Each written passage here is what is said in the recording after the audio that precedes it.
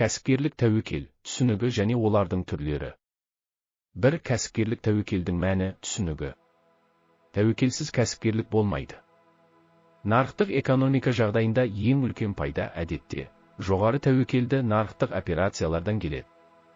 Кәсіпкерлік тәуекел деп өнімді, тауарларды, қызметтерді өндіруге, оларды сатуға, тауар ақша және қаржы операцияларына, коммерцияға, әлеуметтік экономикалық және ғылыми техникалық жобаларды жүзеге асыруға байланысты кез келген қызмет түрлерінде туындайтын тәуекел түсініледі. Қарастырылып отырған қызмет түрлерінде тәуекел осы ресурстардың толық немесе ішінара жоғалу қаупімен байланысты болатындай материалдық, еңбек, қаржылық, ақпараттық, зияткерлік ресурстарды пайдаланумен айналысуға тура келеді.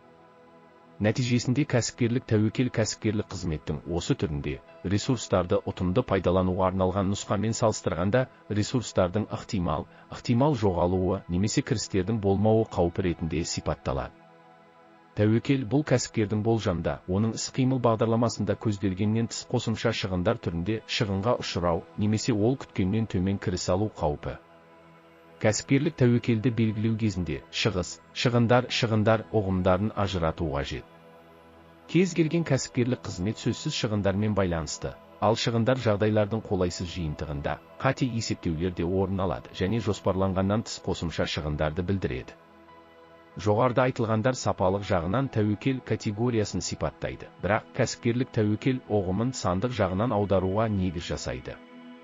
Егер тәуекел ресурстарды немесе кірісті жоғалту қаупі болса, онда оның абсолютті немесе салыстырмалы шығын деңгейімен анықталатын сандық өлшемі бар. Абсолютті мәнде тәуекел материалдық заттық, физикалық, немесе құндық, ақшалай, мәндегі ықтимал шығындардың шамасымен анықталуы мүмкін, егер залал осындай өлшемге сәйкес келсе. Салыстырмалы түрде алғанда, тәуекел кәсіпкердің мүліктік жағдайын немесе кәсіпкерлік қызметтің осы түріне ресурстардың жалпы шығындарын немесе кәсіпкерліктен күтілетін кірісті, пайданы қабылдауға ыңғайлы болатын кейбір базаға жатқызылған ықтимал шығындардың мөлшері ретінде сипатталады. Кәсіпорынға қатысты тәуекелдің салыстырмалы мөлшерін анықтау үшін база ретінде кәсіпорынның негізгі қорлары мен айналым қаражаттарының құнын немесе кәсіпкерлік қызметтің осы түріне жоспарланған жиынтық шығындарды, ағымдағы шығындарды да, күрделі салымдарды да, немесе есептік кірісті, пайданы ескере отырып алған жөн. Осы немесе басқа базаны таңдау маңызды емес, бірақ сенімділіктің жоғары деңгейімен анықталған көрсеткішке артықшылық беру керек. Алдарыңыздағы үстелді зерттеңіз.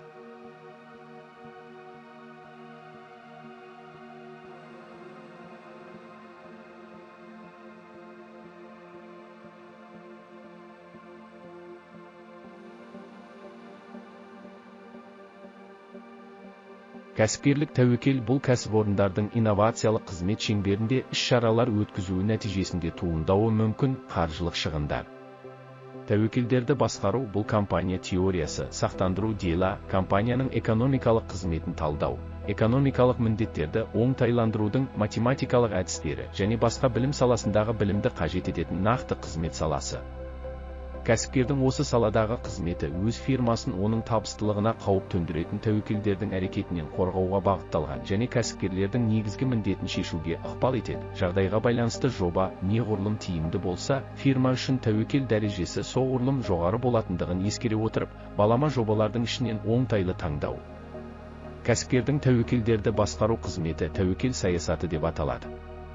Тәуекел саясаты деп қабылданған сәтте қате шешім қабылдау қаупін азайтуға және осы кәсіпкерлік шешімдердің ықтимал теріс салдарын азайтуға бағытталған әртүрлі іс-шаралардың жиынтығы түсініледі. Кәсіпкер тәуекелдің бар екенін білуі керек, бірақ бұл жеткіліксіз. Қызметтің нәтижелеріне тәуекелдің белгілі бір түрі қалай әсер ететінін және осы әсердің салдары қандай болатынын анықтау маңызды. Сонымен қатар алдымен белгілі бір оқиғаның болу ықтималдығын, содан кейін оның компанияның экономикалық жағдайына қалай әсер ететінін бағалау керек. Алдыңызда үстел бар.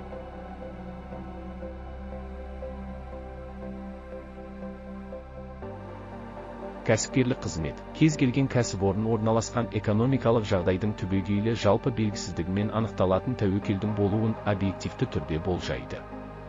Мұндай белгісіздік белгілі бір дәрежеде кәсіпорынның сыртқы ортасында, оның макро, жанама әсер ету ортасы, және микро, тікелей әсер ету ортасы, компоненттерінде де, шаруашылық жүргізуші субъектінің ішкі ортасында да болады. Кәсіпорынның сыртқы макро ортасы қалыптастыратын кәсіпкерлік тәуекелдің іргелі факторы ұлттық және әлемдік экономикалық жүйенің дамуының теориялық дәлелденген және эмпирикалық расталған циклдік сипаты болып табылады. Тұтастай алғанда экономикалық жүйенің және оның жекелеген салаларының көтерілу сатысынан құлдырау сатысына өту мерзімдерін, ауқымы мен қарқынын, сондай-ақ осы кезеңдердің ішінде болып жатқан өзгерістерді дәл болжау мүмкін болмауының нәтижесінде барлық шаруашылық жүргізуші субъектілер осы фактордың тұрақты әсеріне ұшырайды. Тәуекелді азайтудың негізгі жолдары: жобаны әзірлеуге құзыретті серіктестер мен консультанттарды тарту, ілеспе проблемаларды терең жобалау алдындағы пысықтау, нарықтық жағдайдың даму тенденцияларын, болжамды өнімге немесе қызметке сұранысты болжау, тәуекелді жобаға қатысушылар, оны бірлесіп орындаушылар арасында бөлу, тәуекелді сақтандыру, күтпеген шығындарды жабуға арналған қаражатты резервтеу. Кәсіпкерлік тәуекел келесі жағдайларда пайда болады. 1.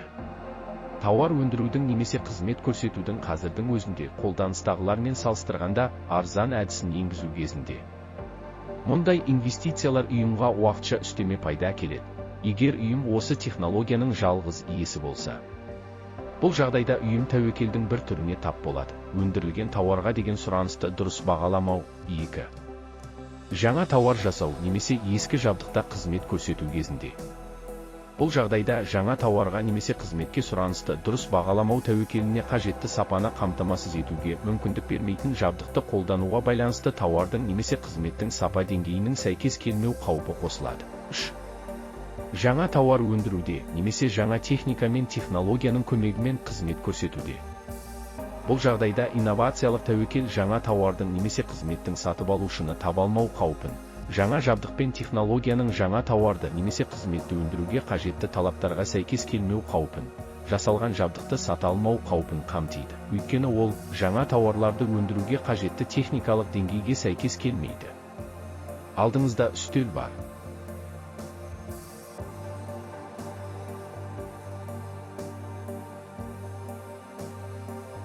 Тұтастай алғанда кәсіпкерлікте туындайтын тәуекелдердің мынадай негізгі түрлерін қамтиды. Жобаны қате таңдау тәуекелдері, жобаны қаржыландырудың жеткілікті деңгейімен қамтамасыз етпеу тәуекелдері, жобаны іске асыру үшін қажетті ресурстар мен ағымдағы жабдықтаудың маркетингтік тәуекелдері, жоба нәтижелерін өткізудің маркетингтік тәуекелдері, шаруашылық шарттарды, келісім шарттарды орындамау тәуекелдері, күтпеген шығындар мен кірістердің төмендеу тәуекелдері, бәсекелестікті күшейту тәуекелдері, кадрлармен қамтамасыз етудің жеткіліксіз деңгейімен байланысты тәуекелдер, жобаға меншік құқығын қамтамасыз етуге байланысты тәуекелдер, және тағы басқа.